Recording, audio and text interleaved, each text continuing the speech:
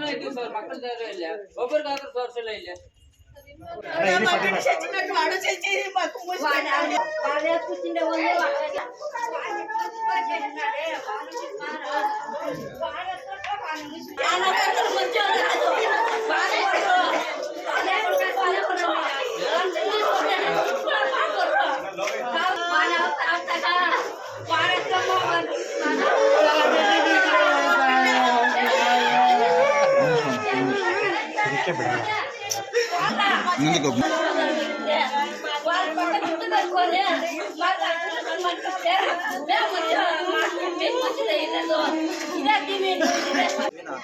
Lakshmi love marriage ಮಾಡ್ಕೊಂಡು ಹೊರಟವ್ರು ಪಾಡ್ಗಳು ಬರ್ತಾಳಂದು ನಾನೇನು ಮಾತಾಡ್ತಾ ಇದ್ದೀನಿ, ಆರಾಮಾಗಿ ಕೆಲ್ಸ್ಕೋತಾಳಂದು ಗೊತ್ತಾಯ್ತು ಸರ್. ಹೋಗ್ಲಿ ಬಿಡ್ರಿ, ಆರಾಮಾಗಿಲ್ಲಿ ಅಂತ ನಾನೇನು ತಲೆಗಡ್ಸ್ಕೊತಾ ಇದ್ದೀನಿ. ರಾತ್ರಿ ಫೋನ್ ಹಾಕಿದ್ರು ನಮ್ಮ ಅಮ್ಮ ಫೋನ್ ಹಾಕಿ ಮಾತಾಡೋದು ನನಗೂ ಗೊತ್ತಿಲ್ಲ ಸರ್. ಬೆಳಗ್ಗೆ 6 ಗಂಟೆಗೆ ಫೋನ್ ಹಾಕಿದ್ ಹಿಂಗಾಗೋಗ್ಬಿಟ್ಟೆ ಸೆತ್ತಾಗಿತ್ತು. ನಾನು ಇಲ್ಲಿಗೆ ಬಂದೆ ಸರ್, ದೇವರಹಳ್ಳಿಯಿಂದ ನಾನು ಇಲ್ಲಿಗೆ ಬಂದೆ. ಡೈರೆಕ್ಟ್ ಬಂದು ಕೇಳಿದ್ರೆ ಅವನೇನು ರೆಸ್ಪಾನ್ಸ್ ಮಾಡಿಲ್ಲ. ಅವ್ರ ಹಸ್ಬೆಂಡು ಅವ್ರ ತಮ್ಮನ ಏನು ಹೇಳಿದ್ ನಂದೇನಂತ ಟ್ರೀಟ್ಮೆಂಟ್ ನಡೀತೈತೆ ಮೇಲೆ ಹೋಗಿ ಕೇಳು ಅಂತ. ಮೇಲೆ ಅವ್ರು ಕೇಳಿದ್ರೆ 1 ಗಂಟೆಗೆ ಡೆತ್ ಆಗ್ಬಿಟ್ಟೈತೆ ಅಂತ ನಾನು ಕೇಳಿದ್ರು.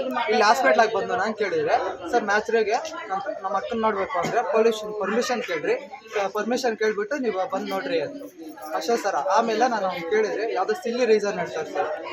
ಅವ್ರ ಫ್ರೆಂಡ್ ಯಾರೋ ಫೋನ್ ಮಾಡಿಲ್ಲಂತೆ, ಕಂಪ್ನಿಗೆ ಹೋಗೋ ಹುಡುಗಿ, ಅವಳು ಯಾರನ್ನ ಲವ್ ಮಾಡ್ತಾ ಇದ್ದಂತೆ. ಲವ್ ಮಾಡ್ತಾ ಇದ್ದಕ್ಕೆ ಇವನು ಏನಕ್ಕೆ ಅವ್ರು ಫೋನ್ ಮಾಡಬೇಕು ಅಂತ ಸ್ವಲ್ಪ ಜಗಳ ಮಾಡ್ಕೊಂಡ ಸರ್. ಅದಕ್ಕೆ ನೆನಾಕೊಂಡಾರ ಅಂತ ಅವ್ನು ಕಂಪ್ಲೇಂಟ್ ಕೊಟ್ಟವನು ಸರ್. ಅದೇ ಸರ್ ರೀಸನ್, ಇನ್ನೇನಿಲ್ಲ. ಅವ್ನು ಹಂಗೆ ಹೇಳ್ತಾನ ಸರ್. ಈ ಮೊದಲನೇ ಗಲಾಟೆ ನಡೆದೈತೆ ಅನ್ನೋದು ಗೊತ್ತಾಯ್ತಾ? ನಡೆದೈತೆ ಸರ್. ನಡೀತಾ ಇತ್ತು ಅದು ನಂಗೆ ಗೊತ್ತಿಲ್ಲ ಸರ್. ವರದಕ್ಷಿಣೆ ನಡೆದೈತೆ. ಕಾಸು ಕೊಟ್ಟವ್ರೆ ನಮ್ಮಮ್ಮ, ನಂಗೆ ಗೊತ್ತಾಗ್ದಿರ ಕೊಟ್ಟವ್ರೆ. ನಾನು ಮಾತಾಡಲ್ಲ ಅಂತ ಗೊತ್ತು, ಅದಕ್ಕೆ ಕೊಟ್ಟವ್ರೆ. ಕೊಟ್ಟಿದ್ರು ನನ್ಗೇನು ಇನ್ಫಾರ್ಮ್ ಮಾಡಿಲ್ಲ. ಅವರು ಹಿಂಗೆ ದುಡ್ಡು ಕೊಡ್ತಾರ ಅಂತ ನನ್ಗೇನು ಇನ್ಫಾರ್ಮ್ ಮಾಡಿಲ್ಲ. ಕೊಳ್ಳಿ ಬಿಡು ಆರಾಮಾಗವ್ರ ಅಂತ ನಾನು ಕಲ್ದಿರ ಇದ್ದೆ ಸರ್. ನನ್ ಬೆಳಗ್ಗೆ ಗೊತ್ತಾಗ್ತಾನೆ ಈ ಥರ ನಡೆದೈತೆ ಅಂತ ನಾನು ಬೆಳಗ್ಗೆನೇ ಬಂದ್ಬಿಟ್ಟೆ ಸರ್ ಬೆಂಗಳೂರಿಂದ. ಬರೋ ಅಷ್ಟಿಗೆ ಹಿಂಗಾಗಿ ಐತೆ ಅಂತ. ನಮ್ಮ ಹುಡುಗಿ ಮದುವೆ ಆಗಿತ್ತು, ಬಟ್ 3 years ಆಯ್ತು ಅವ್ಳು ಮದುವೆ ಆಗಿ. ಇದುವರೆಗೂ ಅಂತ ಕಂಪ್ಲೇಂಟೇ ಇರ್ಲಿಲ್ಲ. 1 year 1.5 ವರ್ಷದ ಒಂದು ಮಗು ಐತೆ. ಏನೋ 3 ತಿಂಗಳಿಂದ ಫುಲ್ ಟಾರ್ಚರ್ ಅಂತೆ. ಏನು ಅವಳ ಮೇಲೆ ಡೈಲಿ ಹೊಡಿಯೋದು, ಇನ್ ಕೆಲಸ ಮಾಡೋದು ಏನೋ ಇಲ್ಲ ಅಂತ. ಅವಳು BSc 2nd year ಮಾಡಿದ್ದು. ಯಾವ್ದಾದ್ರು ಕೆಲ್ಸಕ್ಕಾದ್ರೂ ಹೋಗ್ತೀನಿ ಅಂತೇಳಿ 3 ತಿಂಗಳಿಂದ ಕೆಲ್ಸಕ್ಕೆ ಬೇರೆ ಹೋಗ್ತಾ ಇತ್ತಂತೆ. ಕೆಲಸ ನೋಡ್ಕೊಂಡೈತೆ.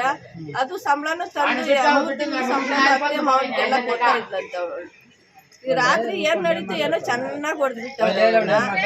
ಮೊನ್ನೆ ದೀಪಾವಳಿ ಹಬ್ಬದ ದಿನ ಹಂಗೆ ಹೊಡೆದಿದ್ರಂತೆ. ಅವ್ರನ್ನ ಫೋನ್ ಮಾಡಿ ಅವ್ರ ಅಮ್ಮನ್ ಕೇಳ್ತಾ ಇದ್ದವಳು, ಈಗ ಚೆನ್ನಾಗಿ ಹೊಡೆದ್ಬಿಟ್ಟವ್ರಮ್ಮ, ನಾನು ಬಂದ್ಬಿಡ್ತೀನಿ ಇವ್ಕ ಅಂತ. ಬರಬೇಡಮ್ಮ, ನೀನು ಇಂಟಕ್ಕೆ ಅಷ್ಟು ಮದುವೆ ಆಗಿರೋದು, ನೀನು ಅಲ್ಲೇ ಇಟ್ಬಿಡು. ಅವ್ರು ಬಂದ್ರೂ ಇಲ್ಲಿ ಕರೆಸಲ್ಲ, ಇನ್ನೂ ಮದುವೆ ಆಗೋ ಮಕ್ಕಳವೇ ಇಲ್ಲಿ.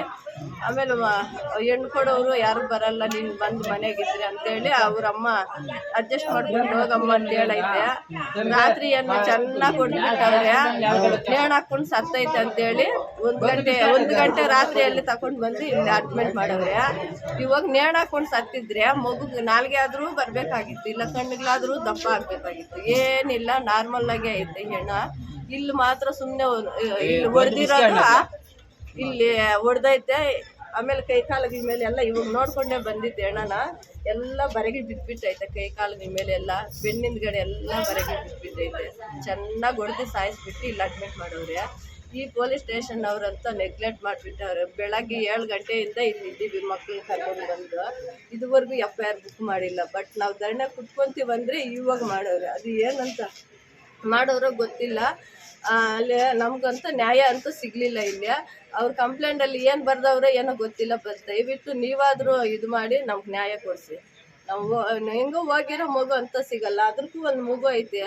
ಆ ಮಗುಕ್ಕೆ ಯಾವುದಾದ್ರೂ ಒಂದು ಆಧಾರ ಮಾಡಿಸಿ ಅವ್ರ ಅಮ್ಮ ಅವ್ರ ಅಪ್ಪನ್ನ ಅವ್ನು ಫಸ್ಟ್ ಜೀವಾವಧಿ ಶಿಕ್ಷೆ ಬಿದ್ರೂ ಪರವಾಗಿಲ್ಲ, ಅವರು ಹೊರಟೋಗ್ಬೇಕು. ಅವ್ರು ಮಾತ್ರ ಅವ್ರು ಎಲ್ಲ ನೋಡಿಲ್ಲ. ಇವಾಗ ಇಷ್ಟೊಂದು ಖುಷಿಯಾಗಿ ನಗ್ನಗ್ತಾ ಇವ್ರು ಇದಾರೆ ಅಂದ್ರೆ ಹಾಸ್ಪಿಟ್ಲ್ ಅವರೇ ಆಗಲಿ, ಪೇರೆಂಟ್ಸ್ ಅಂದ್ರೆ ಪೊಲೀಸ್ ಸ್ಟೇಷನ್ ಅವರೇ ಆಗಲಿ, ಇಷ್ಟೊಂದು ನೆಮ್ಮದಿಯಾಗಿದ್ದಾರೆ ಅಂದ್ರೆ ಏನಾದ್ರೂ ಅವ್ರ ಆಕ್ಷನ್ ತಗೊಂಡಿಲ್ಲ ಅಂದ್ರೆ ಇವ್ರಿದ್ರು ಸತ್ತಂಗೆ ಲೆಕ್ಕ. ಅದಕ್ಕೆ ನಮ್ಗೆ ಅದೇ ಬೇಕಾಗಿರೋದು. ತಪ್ಪೆಲ್ಲ ಅವ್ರದ್ದೇ. ನಮ್ಗೆ 100% ನಂಬಿಕೆ. ಯಾಕಂದ್ರೆ ಅವರು ಅಷ್ಟೊಂದು ಖುಷಿಯಾಗಿದ್ದಾರೆ. ಅವ್ರ ಅತ್ತೆ ಮಾವ ಗಂಡು ಅಷ್ಟೊಂದು ಖುಷಿಯಾಗಿದೆ. ನಮ್ಮ ಹೊಟ್ಟೆ ಅಷ್ಟೊಂದು ಅಂದ್ರೆ ಅವ್ರ ಹಿಂಗೆ ಹಾಳಾಗ್ ಹೋಗ.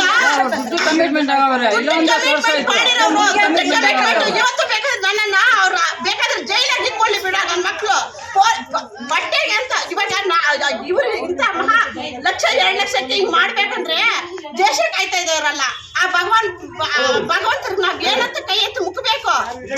ಅವ್ರು ಇರೋದಕ್ಕೆ ತಾಕಿ ನಾವು ನೆಮ್ಮದಿಯಾಗಿ ಬಲ್ಕೊಂಡು ನಿದ್ದೆ ಮಾಡ್ತಾ ಇರೋದು ಹೆಂಡ್ರ ಮಕ್ಕಳನ್ನ ಬಿಟ್ಟು ಅವ್ರ ಪಾಪ ದೇಶ ಕಾಯ್ತವ್ರಲ್ಲ ಅವ್ರನ್ನೆಲ್ಲ ಏನ್ ಹೆಸರಿಗೆ ಕೂಗ್ಬೇಕು ಅಂತ ಭಗವಂತರನ್ನ. ಇವ್ರು 1,00,000ಕ್ಕೆ 1,000ಕ್ಕೆ 50ಕ್ಕೆ ಇಂಥ ಕೆಲಸ ಲೋಪರ್ ಕೆಲಸ ಮಾಡಿದ್ರೆ ಇಂಥ ಹಾಸ್ಪಿಟಲ್ ಇದ್ರೆ ಏನು ಹೋದ್ರೆ ಏನು ಅಂತ ಪೇರೆಂಟ್ಸ್ ಇದ್ರೆ ಇದು ಏನು